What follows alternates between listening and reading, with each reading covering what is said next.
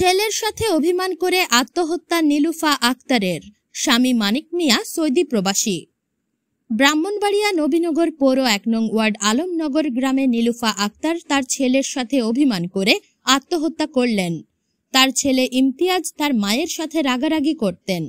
অনেক সময় তার মাকে গলায় হাত দিয়ে চাপ দিয়ে মারার চেষ্টাও করেছেন।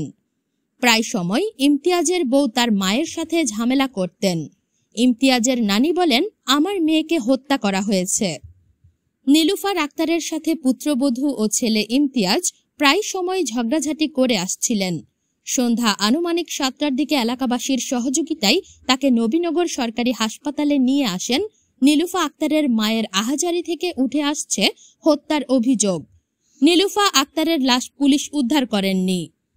এই ব্যাপারে নবীনগর থানার তদন্ত সজল চন্দ্র দাস বলেন, নবীনগর উপজেলা কমপ্লেক্স থেকে লাশ উদ্ধার করে ব্রাহ্মণবাড়িয়া জেলা মর্গে পাঠানো হয়েছে। ময়না তদন্তের মাধ্যমে জানা যাবে এটি আত্মহত্যা না ফাঁসিতে মারা গেছে।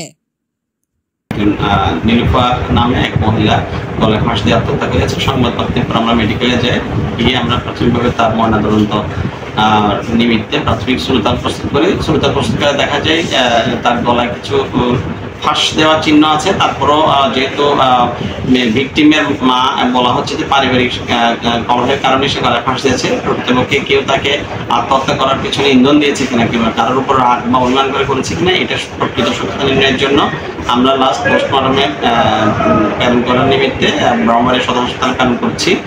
পাশাপাশি এখন পর্যন্ত আমাদের কাছে কোনো কেউ অভিযোগ দায়ের করেন, অভিযোগ দায়ের করলে আমরা আইনগত ব্যবস্থা নেব।